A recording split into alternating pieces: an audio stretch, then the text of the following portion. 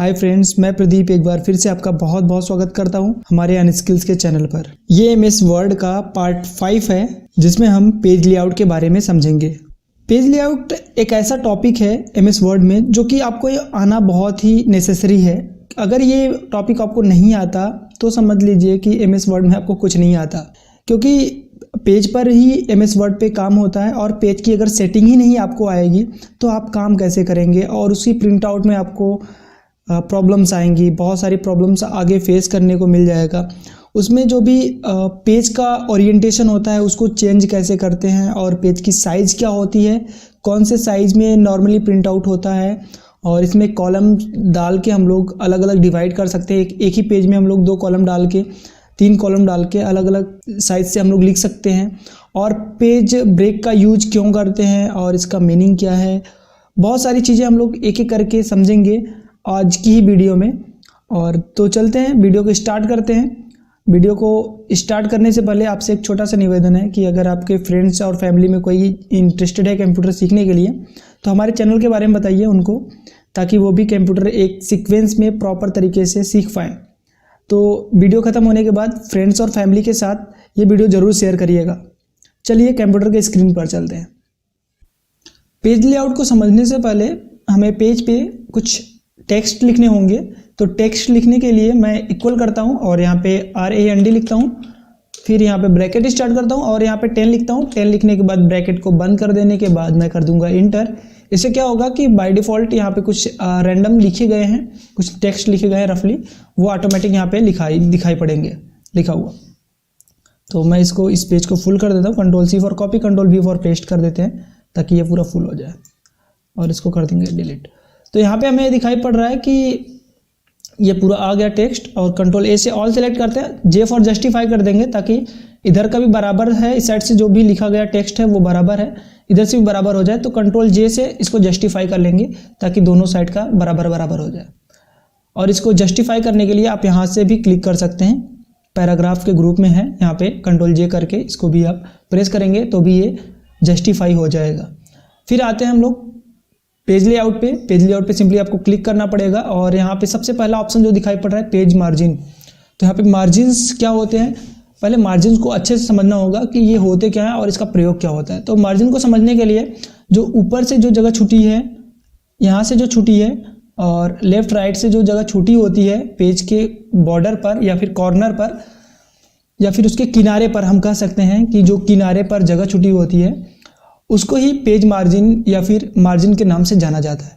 Page margin इसलिए दिए जाते हैं कि अगर हम बाइंडिंग कराते हैं तो अगर लेफ्ट से हम लोग बाइंडिंग कराते हैं तो बहुत बार क्या होता है कि हमारा जो टेक्स्ट होता है उसके साथ दब जाता है, और फिर हम उसको जब हम उसको पढ़ने की कोशिश करते हैं तो उसी में दबा होता है, तो फिर हमें बहुत ही मतलब दिखाई नहीं पड़ता सही, उसको बहुत ही मेहनत करना पड़ता है उसको देखने के लिए। कई बार हमारा जो डॉक्यूमेंट बना होता है वो फट जाता है। तो इसीलिए हम लोग पेज मार्जिन लगाते हैं ताकि हम लोग का जो भी टेक्स्ट रहे वो थोड़ा सा दूर से लिखा रहा है, बाइंडिंग होने के बाद भी हमें वो प्रॉपर दिखाई पड़े।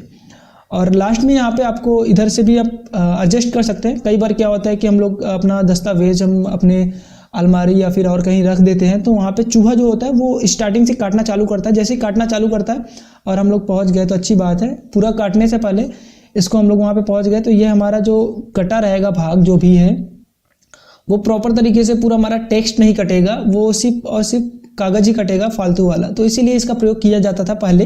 तो अभी हम लोग इसको डिजाइनिंग के रूप से भी देखते हैं और बहुत सारी इसका जो मीनिंग है वो बहुत होता है, तो इसको बहुत ही अच्छे समझना है। चलो यहाँ से हम लोग देख लेते हैं। यहाँ पे ऊपर से 1 इंच का छुटा हुआ है, इधर से 1 इंच का छुटा है, इधर से 1 इंच का छुटा है। मैं चाहता हूँ कि इधर से 1 इंच का छुटा है, सही है, लेकिन इधर का 1 इंच फालतू छुटा है। मैं चाहता हूँ कि इधर कम कर दूँ और ऊपर से भी कम कर दूँ। अगर हम नीचे आके देखें तो बॉटम से भी हमारा ज़्यादा है। तो अगर हम लिखना चाहें तो कुछ और भी लिख सकते हैं। तो इसी प्रकार से हम देखेंगे कि कुछ और भी कुछ लिखने के बाद यहाँ पे वो दूसरे पेज में ट्रांसफ़र हो जाता है।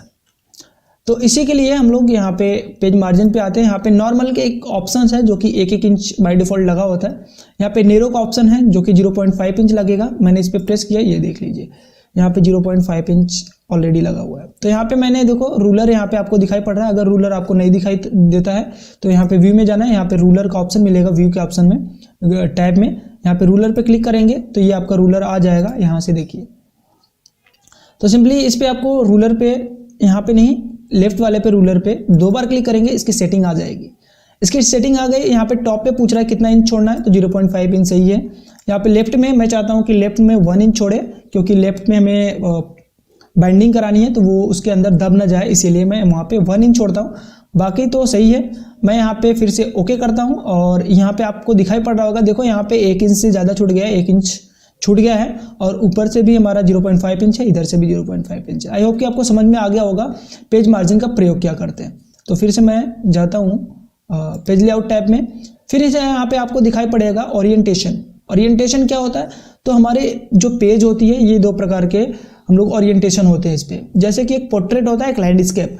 अगर आप कोई भी पेज खड़े खड़े पे लिख रहे हैं तो वो कहलाएगा आपका पोर्ट्रेट, और लैंडस्केप का मतलब होता है बड़े बड़े। तो यहाँ पे आपको मैं पेज को छोटा कर देता हूँ ताकि आपको क्लियर से पता चल पाए। मैंने पेज को छोटा कर दिया है कंट्रोल और स्क्रॉल बटन की मदद से। अब पेज ओरिएंटेशन पे जाते हैं तो यहाँ पे ऑलरेडी पोर्ट्रेट है, पोर्ट्रेट का मतलब खड़े खड़े। जैसे मैं लैंडस्केप करूँगा यहाँ पे ये बड़े बड़े हो जाएगा, आपको दिखाई पड़ रहा होगा। तो इस प्रकार से हम अपने पेज को भी पोर्ट्रेट और लैंडस्केप मोड पे यूज कर सकते हैं। फिर इसे यहाँ पे तीसरा ऑप्शन है साइज का। साइज पे हम लोग क्लिक करते हैं और जैसे यहाँ पे साइज पे क्लिक करेंगे तो तमाम प्रकार की साइज आपको दिखाई पड़ेंगी। सबसे पहले मैं इसका ओरिएंटेशन पोर्ट्रेट कर देता हूँ और थोड़ी सी पेज की साइज मैं क्या कर देता हूँ, बड़ा कर लेता हूँ। अब यहाँ पे पेज की साइज जो है, यहाँ पे लेटर है जो कि 8.5 इंटू 11 है और यहाँ पे आपको तमाम प्रकार के साइज मिल जाते हैं। जो नॉर्मल साइज होती है हमारे प्रिंट आउट में जो यूज होता है नॉर्मली, उसको A4 साइज बोला जाता है। तो यहाँ पे आपको A4 साइज दिखाई पड़ रही है, तो यहाँ पे आप प्रेस कर सकते हैं या फिर अपने हिसाब से आप कस्टमाइज़ कर सकते हैं जो भी आपको पेज रिक्वायरमेंट हो। आपको दिखाई पड़ रहा होगा कि अभी मैं जब लिख रहा था तो ये पूरा फुल था, मगर अभी इसके पास में इतनी सारी जगह आ गई, मतलब कि जो A4 साइज होता है लेटर साइज से बड़ी होती है। तो मैं यहाँ पे देखो कंट्रोल V से पेस्ट कर दिया, इतना सारा आ गया। तो इसीलिए हम लोग यूज कर सकते हैं। अगर बड़ी पेज की रिक्वायरमेंट है तो यहाँ पे और भी पेजेस हैं, उसका यूज करके आप अपना डॉक्यूमेंट बहुत ही अट्रैक्टिव बना सकते हैं और बड़ी बना सकते हैं। इसी प्रकार यहाँ पे एक ऑप्शन है कॉलम्स का। तो यहाँ पे कॉलम्स पे आपको कई सारे कॉलम्स दिखाई पड़ते हैं, जैसे कि 1 कॉलम्स जो हम लोग बाय डिफ़ॉल्ट MS वर्ड में होता है वो 1 कॉलम होता है, मतलब कि एक पेज में एक ही टेक्स्ट लिखने के लिए होता है। जैसे कि अभी हमने यहाँ पे कॉलम पे क्लिक किया और 2 कॉलम पे क्लिक करेंगे, यहाँ पे 2 लिखा है, 3 लिखा है। मैं 2 वाला करके दिखाता हूँ ताकि आपको क्लियर हो जाए। जैसे मैंने क्लिक किया, ये जो हमारा टेक्स्ट है वो 2 भागों में डिवाइड हो गया। अब डिवाइड हो गया तो अगर हम चाहते हैं, अगर मैं कुछ भी लिखता चला जाऊँगा तो ये एक भाग में लिखेगा। आफ्टर दैट यहाँ पे ये कंप्लीट होने के बाद जब ये एक साइड का कंप्लीट हो जाएगा फिर ऑटोमेटिक ये दूसरे भाग में चला जाएगा। जैसे कि मैंने यहाँ पे कंट्रोल V से पेस्ट करते चले गए, जैसे ये कंप्लीट हो गया ये यहाँ पे आ गया। इसी प्रकार से हम कॉलम का प्रयोग कर सकते हैं। इसका क्वेश्चन पेपर बनाने में ज़्यादातर लोग यूज करते हैं। अब हम बात करेंगे पैराग्राफ में इंडेंट्स की। तो इंडेंट क्या होता है पहले ये समझ लेते हैं। तो हमारा जो पैराग्राफ होते हैं, मैंने यहाँ पे पैराग्राफ लिखा हुआ है कुछ, और यहाँ पे पैराग्राफ लिखने के बाद मैंने ऑल सिलेक्ट कर लिया है। अब यहाँ पे हम क्या करते हैं कि इंडेंट, जो हमने यहाँ पे इंडेंट का ऑप्शन है, तो इंडेंट का प्रयोग हम लोग इसलिए करते हैं ताकि हम टेक्स्ट, जो भी हम टेक्स्ट लिखे हैं उसको मूव करा सकें।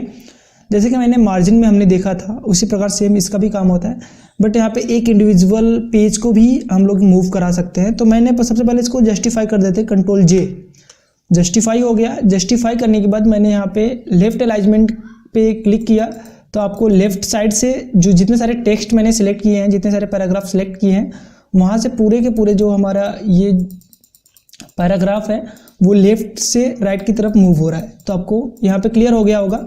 अगर आप चाहते हैं, इसको मैं 0 पे कर देता हूँ, बाय डिफ़ॉल्ट 0 पे होता है, या फिर ऑटो पे कर सकते हो यहाँ पे। अब यहाँ पे मैं क्या कर देता हूँ कि मैं एक इंडिविजुअल पैराग्राफ को ही सिलेक्ट करता हूँ। जैसे कि मैंने इसके ऊपर क्लिक कर दिया, यहाँ पे आपको पूरा पैराग्राफ सिलेक्ट करने की जरूरत नहीं है, एक पे ही क्लिक कर देंगे कहीं पे भी तो ये उस पर काम करेगा। तो मैंने यहाँ पे देखो इस पर क्लिक कर दिया, तो ये सिर्फ एक इंडिविजुअल पैराग्राफ को भी मूव करता है। तो इसका मेन मीनिंग यही है कि एक ही पैराग्राफ को अगर मूव कराना है तो यहाँ से आप कर सकते हो। इसके नीचे है राइट इंडेंट। तो यहाँ पे राइट इंडेंट का यूज हम लोग कर सकते हैं। राइट इंडेंट का यूज हम लोग देखेंगे तो राइट इंडेंट का राइट साइड में ये जो इंडेंट है यहाँ पे, यहाँ से मूव होता है। अगर मैं इसको इंक्रीज करूँगा तो ये इंक्रीज कर रहा हूँ, बढ़ा रहा हूँ, तो ये राइट से लेफ्ट की तरफ मूव हो रहा है। जैसे कि यहाँ से यहाँ पे था, यहाँ से ये यहाँ पे मूव हो चुका है। तो और भी मैं इस पर अगर बढ़ाना चाहूँ, डिक्रीज करना चाहूँ, तो ये देखेंगे तो आपका ये पेज राइट की तरफ यहाँ पे मूव होता हुआ दिखाई पड़ रहा है। तो अपने हिसाब से आप इसको कस्टमाइज कर सकते हैं। और इसमें आपको 2 ही इंडेंट दिखाई पड़ रहे हैं, मगर यहाँ पे आपको 4 इंडेंट होते हैं। तो उसके बारे में भी डिटेल में बात कर लेते हैं। यहाँ पे आपका ये आप डायरेक्ट इसको प्रेस कर सकते हैं, यहाँ पे मूव करा सकते हैं। अगर आपका एक पैराग्राफ सिलेक्ट है तो एक ही पैराग्राफ में काम होगा। अगर कंट्रोल ए से मैंने ऑल सिलेक्ट कर लिया और अब मूव कराएंगे तो ये पूरा का पूरा साथ में पैराग्राफ ही मूव होगा। तो आपको समझ में आ गया होगा कि कैसे ये काम कर रहा है। ये था आपका राइट इंडेंट। अब राइट इंडेंट तो क्लियर हो गया। अब यहाँ पे आते हैं इस पे, यहाँ पे इसके ऊपर रखेंगे तो यहाँ पे जब भी पॉइंटर इसके ऊपर जाएगा तो इसका नाम आ जाएगा। ये है लेफ्ट इंडेंट। लेफ्ट इंडेंट का काम होता है कि लेफ्ट साइड का जितना टेक्स्ट होगा वो सारा का सारा मूव करा देगा राइट के साइड में। जिधर आपको मूव कराना है लेफ्ट टू राइट, यहाँ पे आप मूव करा सकते हो। फिर इसी के ऊपर जस्ट ऊपर, पूरा ऊपर नहीं, जस्ट ऊपर थोड़ा सा करेंगे तो यहाँ पे एक और इंडेंट दिखाई पड़ रहा है, हैंगिंग इंडेंट। हैंगिंग इंडेंट का प्रयोग हम लोग इसलिए करते हैं कि पहला वाला जो लाइन है उसको छोड़ करके बाकी उसके नीचे का जो लाइन होता है वो आगे की तरफ मूव करता है। तो आई होप कि ये समझ में आ गया होगा। देखो यहाँ पे आपको इसके एग्जांपल्स भी दिखाई पड़ रहे हैं कि हमने हैंगिंग इंडेंट पकड़ा हुआ है। हैंगिंग इंडेंट को पकड़ने के लिए सिंपली आप अगर नीचे की तरफ प्रेस करेंगे, यहाँ पे पहले मैं इसको सही कर लेता हूँ। फिर अगर नीचे की तरफ प्रेस करेंगे तो यहाँ पे लेफ्ट इंडेंट दिखाई पड़ेगा। अगर थोड़ा सा आप बीच में लेके जाते हैं तो यहाँ पे हैंगिंग इंडेंट पता चलेगा। हैंगिंग इंडेंट का प्रयोग क्यों होता है तो आप बता सकते हो कि पहला लाइन छोड़ करके बाकी जितना सारा लाइन होगा एक पैराग्राफ में वो मूव कराता है जिधर आपको मूव कराना है। लेफ्ट या फिर लेफ्ट में कर सकते हैं या फिर राइट में कर सकते हैं। तो इसी प्रकार से इसका प्रयोग होता है। उसके ऊपर जस्ट देखेंगे, ये थोड़ा सा मैं इसको सेम इसी के ऊपर रख लेता हूँ। यहाँ पे इसका हैंडल दिखाई पड़ रहा है, इसको बोलते हैं first line indent. First line indent का प्रयोग हम लोग क्यों करते हैं कि पहला वाला जो लाइन होता है उसको ही मूव कराने के लिए फर्स्ट लाइन का इंडेंट का प्रयोग करते हैं। देख सकते हैं यहाँ पे इसकी एग्जांपल्स और फर्स्ट लाइन इंडेंट का प्रयोग क्या होता है। तो मैं थोड़ा सा इसको आगे कर लेता हूँ इस प्रकार से। तो अब जितना सारा यहाँ पे पैराग्राफ सिलेक्ट होगा सबका पहला लाइन मूव हो चुका है। अगर आपको स्पेशल कोई एक लाइन में करना है तो आप सिर्फ उस पर क्लिक कर लीजिए, बाकी सिलेक्ट करने की जरूरत नहीं है। यहाँ पे मैंने देखो मूव करा रहा है तो एक ही पैराग्राफ के साथ हो रहा है, बाकी सबके साथ नहीं हो रहा। तो ये था इंडेंट और इसका शॉर्टकट की होता है Ctrl+M। तो यहाँ से Ctrl+M से इसका यूज कर सकते हैं और Ctrl+Shift के साथ प्रयोग करेंगे तो यहाँ पे आपको बैक होता दिखाई पड़ेगा। आगे की बात करते हैं स्पेसिंग। यहाँ पे आपको एक स्पेसिंग दिखाई पड़ रहा है। तो स्पेसिंग का यूज क्यों करते हैं, सबसे पहले मैं सबको नॉर्मल कर लेता हूँ Ctrl+Z की मदद से। तो इसको मैं सिलेक्ट करके इधर कर लेता हूँ, ये हो गया नॉर्मल। यहाँ पे आपको स्पेसिंग दिखाई पड़ रहा है। तो स्पेसिंग का यूज करने से पहले हम लोग सबको सेलेक्ट कर लेते हैं जितने सारे पैराग्राफ्स हैं। Ctrl+A for all select. अब यहाँ पे बिफोर मतलब पहले। अब पहले का मतलब क्या होता है कि जो पैराग्राफ के पहले वाला होगा उस पर क्या क्या उस पर इफेक्ट होगा। तो यहाँ पे अभी ऑटो है, यहाँ पे मैंने इसको इंक्रीज जब किया तो यहाँ पे आपको दिखाई पड़ रहा है कि जो भी फर्स्ट लाइन मतलब फर्स्ट पेज है उसके ऊपर का जो भी स्पेस है वो बढ़ता हुआ दिखाई पड़ रहा है। इसी प्रकार सेम यहाँ पे आपको आफ्टर है, मतलब कि इंटर जब करेंगे तो इसके बाद कितना स्पेस होगा। तो यहाँ पे मैंने इंक्रीज किया, ये आपको दिखाई पड़ रहा है कि इस सभी पैराग्राफ के बीच में कितनी की दूरी होती है। मैं इसको थोड़ा छोटा कर लेता हूँ कंट्रोल और स्क्रॉल बटन के मदद से। तो यहाँ पे अगर हम इसको इंक्रीज करेंगे डिक्रीज करेंगे तो ये हमें क्लियर सा दिखाई पड़ेगा कि इससे इफेक्ट क्या हो रहा है हमारे टेक्स्ट पर। तो इसको मैं ऑटो पे कर देता हूँ और इसको भी आप एक बार चेक कर लीजिए बढ़ा करके। तो यहाँ पे बिफोर मतलब पहले, यहाँ पे पहले पे आपको लगा के दिखा रहा है। तो इसी प्रकार अगर आप चाहते हो कि इसमें स्पेसिंग जो आ रहा है इतना सारा वो ना आए तो यहाँ पे इसको 0 कर दीजिए, यहाँ पे 0 और मैंने इसको भी 0 कर दिया। ये देखो पास पास में आ गया, आपकी पेज जो है वो बच जाएगी बहुत सारा। एंटर करने के बाद जो भी आपका पेज ज़्यादा जाता था वो सारा बच जाएगा। अगर आपको चेक करना है कि कहाँ कहाँ आपका लगा हुआ है एंटर, तो आप सिंपली यहाँ पे मैं ऑटो पे करके होम पे जाता हूँ और होम पे जाने के बाद यहाँ पे एक ऑप्शन मिलेगा शो एंड हाइड बटन, इस पर क्लिक कर लेना है। और जैसे क्लिक करेंगे जहाँ पे इंटर आपको लगा रहेगा वहाँ पे आपको कुछ उल्टा पी जैसा दिखाई पड़ेगा। इसको शो एंड हाइड बटन बोलते हैं। पैराग्राफ जब हमारा जहाँ पे क्लोज होता है, मतलब इंटर कर देते हैं, तो वहाँ पे ये शो होता है। जितने सारे स्पेस होते हैं वो डॉट लाइन के, देखो यहाँ पे डॉट डॉट, जहाँ पे मैंने स्पेस किया हुआ है वहाँ पे डॉट डॉट दिखाई पड़ रहा है। तो मैं स्पेस करता हूँ तो यहाँ पे आपको डॉट डॉट डॉट डॉट दिखाई पड़ेगा। एंटर करता हूँ तो आपको कुछ इस प्रकार से दिखाई पड़ेगा, मतलब कि वहाँ पे एक पैराग्राफ कंप्लीटेड है।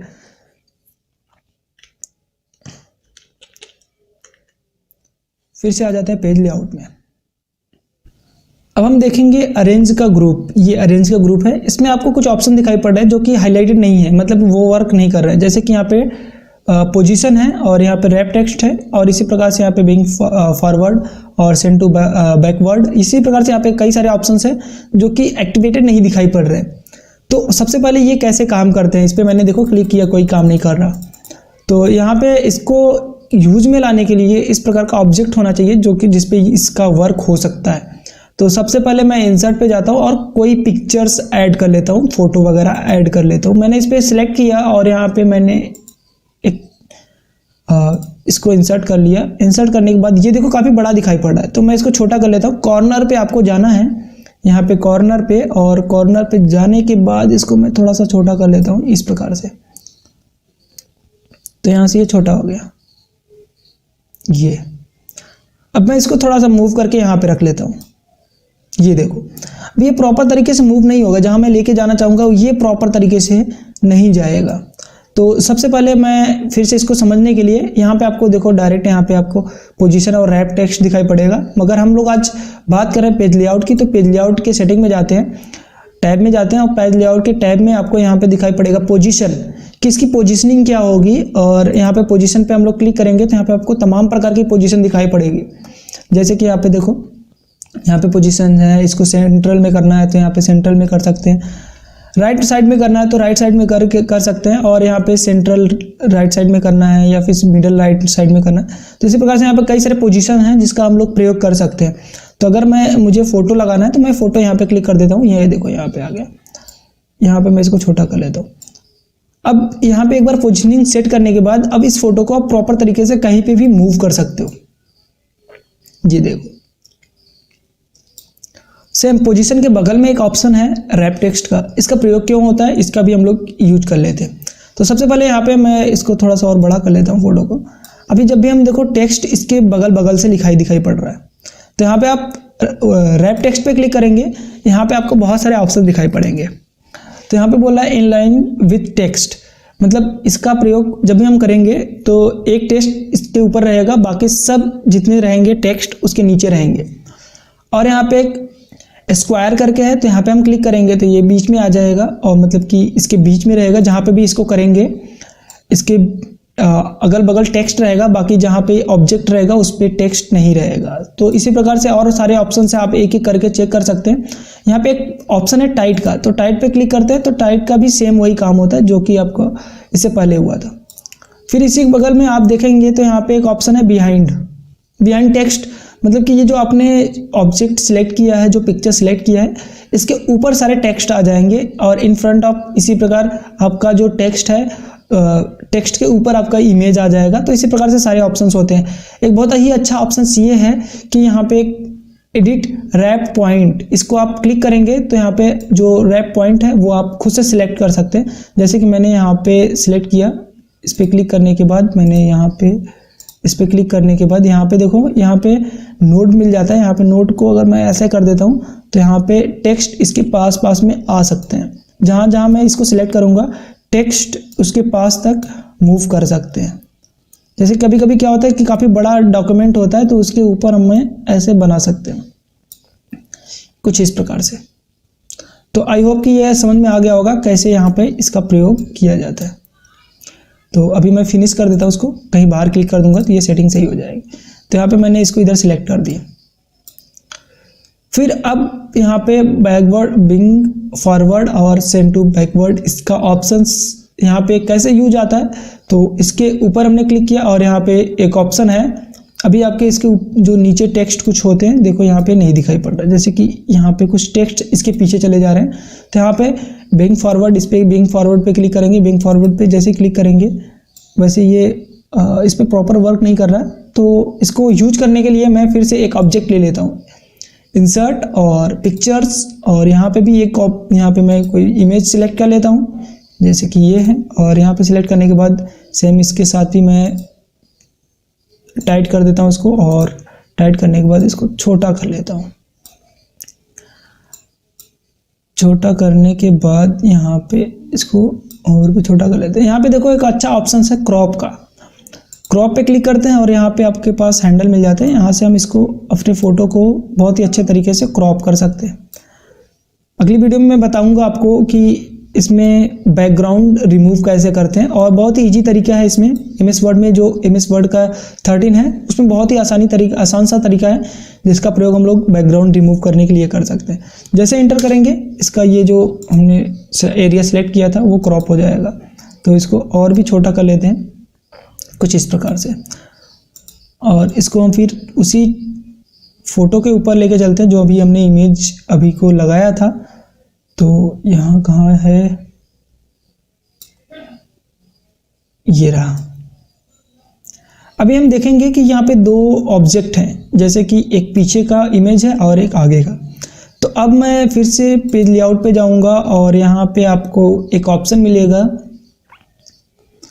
Send to backward. अगर इस पर क्लिक करेंगे तो इस इमेज को इस इमेज के पीछे सेंड कर देगा। जैसे कि मैंने इस पर क्लिक किया, ये देख सकते हैं आप कि ये इमेज जो अभी मैंने प्रेस किया था, अभी लगाया था, और इसके आगे आ गया। तो इसी प्रकार से इस पर क्लिक करने के बाद यहाँ पे एक ऑप्शन है सेंड टू बैकवर्ड और एक send to bring to forward.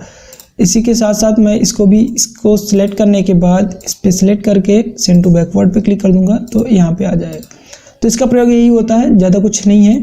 और इसको देखो यहाँ पे मैं चाहता हूँ कि अब मैंने यहाँ पे एडजस्ट कर दिया दोनों को, अब एक साथ में ही मूव करें। तो मैं दोनों ऑब्जेक्ट को शिफ्ट के साथ सिलेक्ट कर लूँगा। सिर्फ एक ऑब्जेक्ट को सिलेक्ट करने के बाद शिफ्ट प्रेस करिए और दूसरा वाला ऑब्जेक्ट क्लिक कर देंगे तो यहाँ पे ग्रुप का ऑप्शन एक्टिवेट हो जाएगा। ग्रुप पे जैसे क्लिक करेंगे ये ग्रुप हो जाएगा। इसका शॉर्टकट की होता है Ctrl+G। अब यहाँ पे मैं इसको जब भी मूव करूँगा,